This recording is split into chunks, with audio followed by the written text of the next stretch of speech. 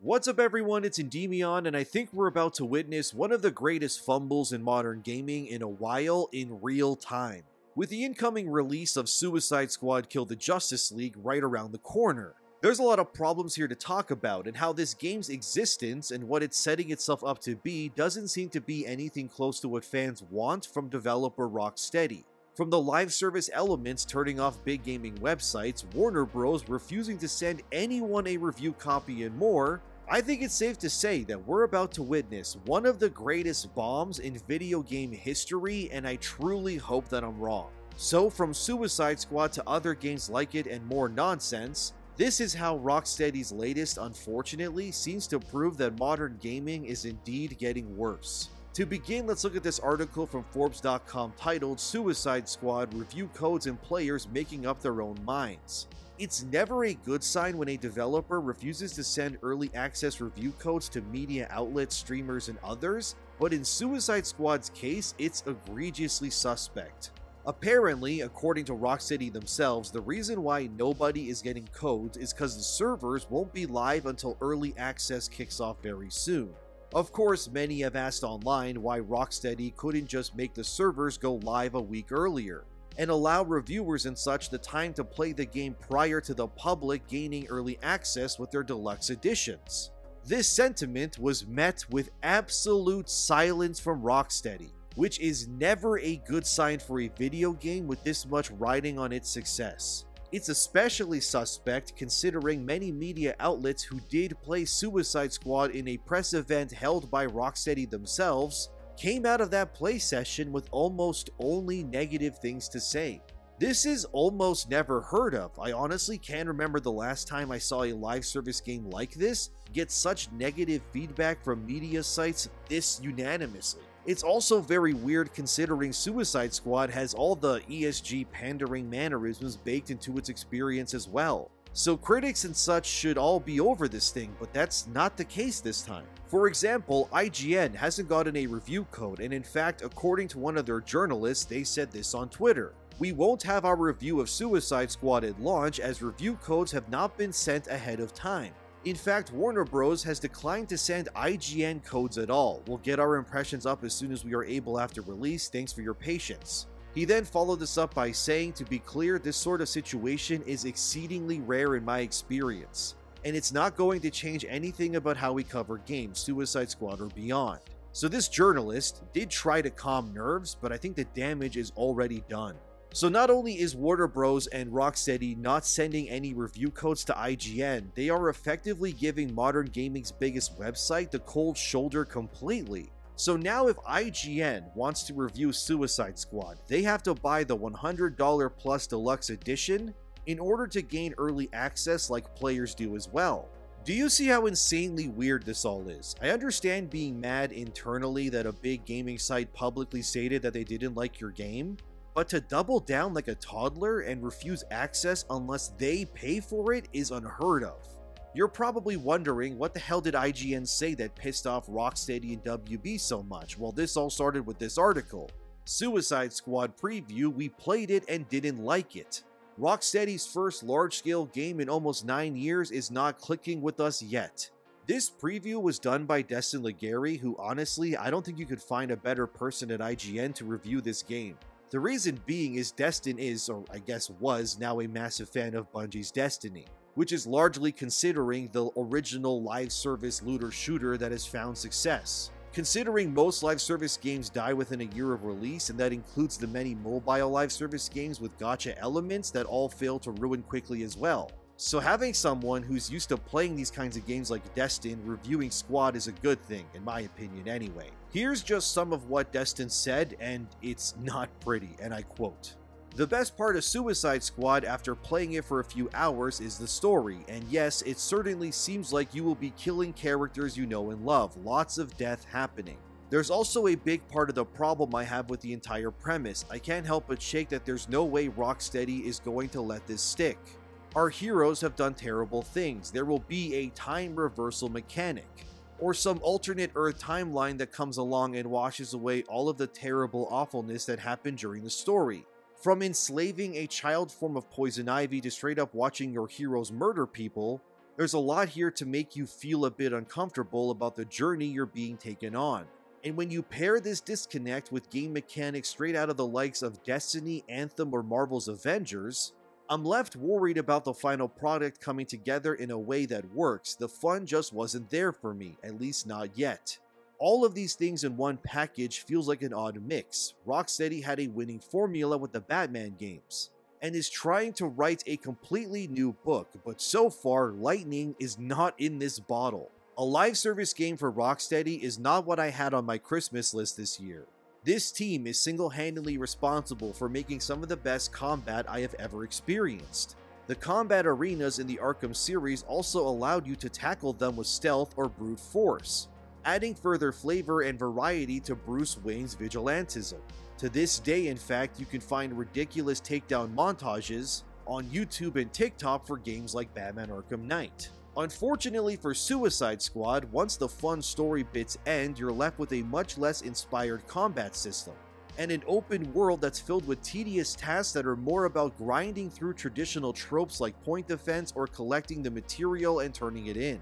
There are shining moments with the combat, such as the powerful feeling of takedowns, and there does seem to be some depth to the build variety, but you'll do it surrounded by teammates who won't shut up with their quips, which quickly becomes annoying.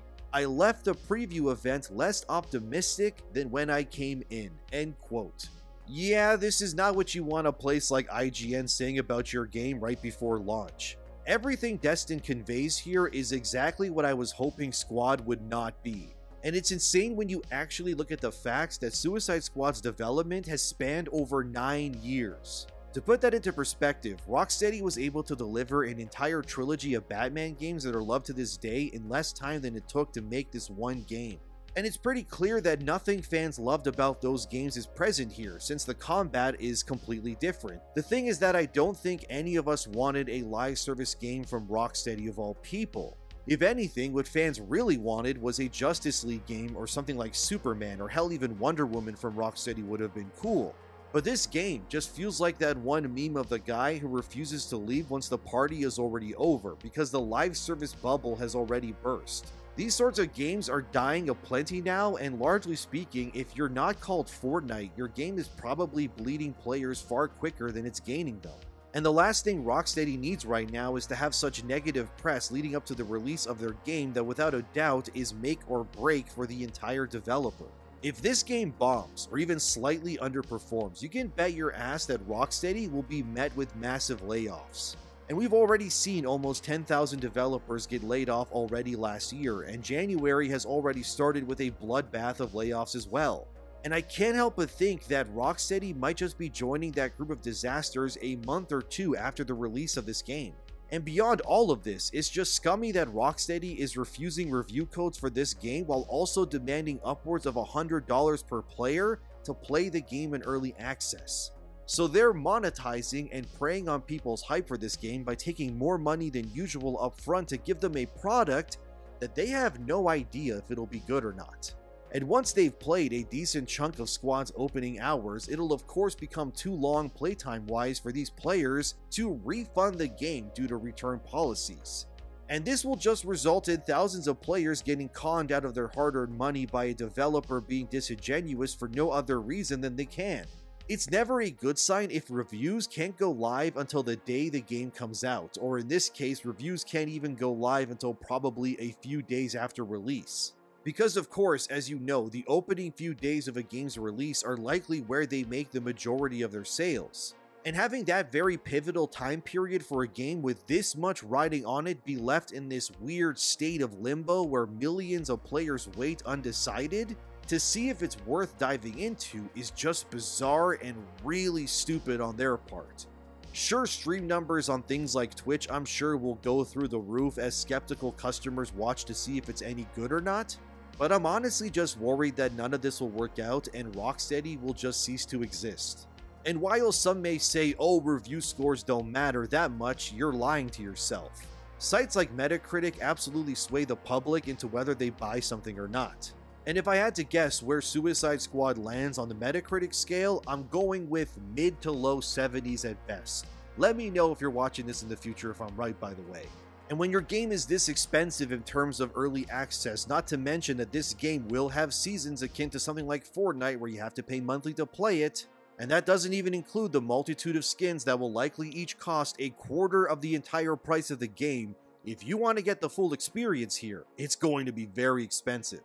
And I think largely speaking, the majority of players out there are pretty damn sick of this trend of games cutting up content and giving it to them later, or hiding what should be basic features behind premium price tags. For example, Like a Dragon Infinite Wealth, which released recently, unfortunately decided to paywall basic features like New Game Plus behind its deluxe and ultimate editions. And one of the actors in the game even vocally expressed their concerns on social media that this is a terrible move on Sega's part, and I agree. These sorts of decisions are done for no other reason than to prey on dedicated players, and will them into opening their wallets a little and just spending a bit more than they normally would. It's scummy and it's really dumb, and look, I love the Like a Dragon games a lot. Yakuza Like a Dragon especially is the reason my channel exists to begin with. But these business practices are not good for anyone involved, and we need to not encourage them. Suicide Squad will absolutely have skins for their characters or guns that will cost upwards of $10 to maybe even $30. I wouldn't be surprised honestly, since this has become industry standard across the board. And it's complete nonsense, because how can a company justify making a single skin in a video game for one character cost 1/3 of the entire game? It's insane to me. And it just proves that the more this kind of stuff becomes normalized, the worse gaming will become. There's also multitudes of subscription services when it comes to gaming, like Game Pass, Ubisoft Plus, and PS Plus. And then you have games that also have their own subscription services within their games too, like Fortnite for example. And you could argue any game that has a battle pass or whatever is technically also a subscription-based model as well. So in order for you to play and experience all there is to do in something like Suicide Squad, you have to first buy the game, which is already $80 to $90 Canadian for the base game itself. Then you need to shell out another $10 to $15 for the battle pass so you can grind that while you play. Then if you want a cool skin that should just be unlockable in-game but of course isn't, you have to throw another $15 to $20 again. Then when a new season starts, you just gotta do all of this all over again. And if you play on things like PlayStation or Xbox, you also need to pay a monthly subscription service in order to access their network, which you need to play Suicide Squad online to begin with. So technically, if you just have a console and enough money to buy Suicide Squad, but you can't afford your PS Plus or Xbox Live subscription, you're actually, I'm not kidding you, left with a game you can't even play with your friends, at least unless you have all of these subscription services up and running. You can apparently play Suicide Squad solo without Live or Plus, but who are we kidding? This is the sort of game where you're absolutely going to be forced to play with others, especially in the endgame content, if you want to make any real progress. So really, if you want to get the most out of Suicide Squad between buying the game, online access, battle pass, and more, you're looking at well over $100 easy if you want to play this thing normally. And this has become the norm for a while now, and it's honestly gross. It's one thing if your game is free to play like Fortnite that has skins, but Suicide Squad commits the sin of being a fully priced video game on top of having the benefits of free to play live service elements too. And the other unfortunate truth we all need to realize is that games like this can vanish at a moment's notice. Live service games of course live and die by their support, and if Suicide Squad ends up underperforming, layoffs hit Rocksteady and so on, there's a very real scenario here where you're left with a game that could be largely abandoned if things turn sour. Sure, I guess you could play solo through the campaign in that situation, but due to how games like this are designed, the loss of dev support and online functionality could all but ruin something like this. It's the Marvel's Avengers thing all over again. That game lived and died in about 3 years and then it was inevitably cancelled. Now you can't even buy Avengers anymore unless you already have it installed. And in case you're wondering, well, for the players out there who did play Avengers, what happens to all the skins they bought with real money? Good question. Well, that was answered back when that game was killed, and Crystal Dynamics confirmed they would not be refunding anyone who bought in-game microtransactions. So for the die-hard Marvel fans out there who bought the early access and bought the skins for their favorite heroes, they just simply don't have access to these skins or features anymore. They paid likely hundreds of dollars for many skins, and now they have nothing to show for it. And this is the ultimate end goal for every live service game pretty much ever. They will all end eventually, and anything you spend on them will be for naught. And let's play devil's advocate here and say Suicide Squad ends up like Avengers. What then? Same thing, unfortunately. Just remember, if you buy a cool skin for Harley Quinn, there's a really good chance when that game dies, you will lose access to it and you will be SOL'd in the end. And this is largely why the live service bubble has already burst, and many players, myself included, have mostly just turned to other games. I'm well aware that even single-player games have some forms of microtransactions, and technically speaking, other genres like fighting games are also live service as well. The newly released Tekken 8 is also a live service too, since you can buy a season pass and get access to characters. As for buying DLC outfits or the like, as of the making of this video, that technically isn't there as in the traditional shop-like mechanic. But you can buy an upgrade to the game and gain access to selected outfits in one bulk, so this still tracks. But I guarantee you, in a few weeks or maybe a month, Tekken will absolutely get a shop as well. They always do this after reviews come out. But it's not a good look, regardless no matter what game it is, and you even have single-player games like the Tales of franchise. They sell stuff like money or level up boosters when it has no multiplayer component or anything whatsoever.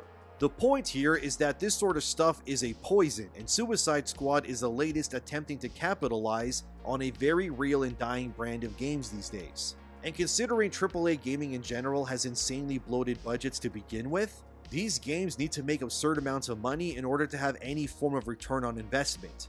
And that doesn't even cover how Suicide Squad has already been exposed to be infected with woke consultants like those over at Sweet Baby, who've already ruined other previous games like Spider-Man 2 or Alan Wake 2.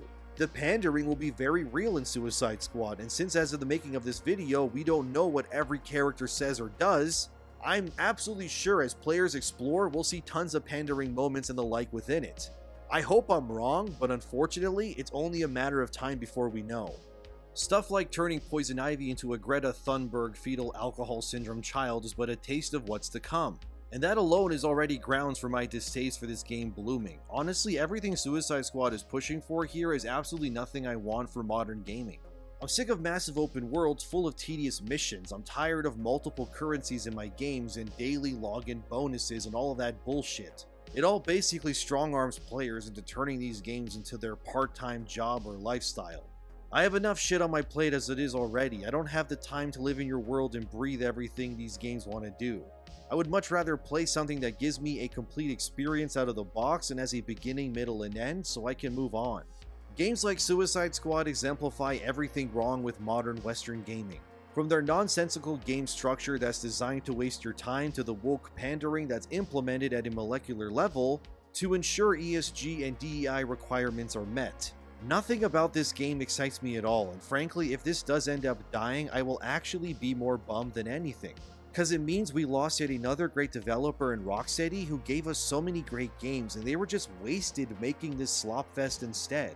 And honestly, if a game about the Avengers couldn't survive the live service model, what hope does a B team like Suicide Squad have?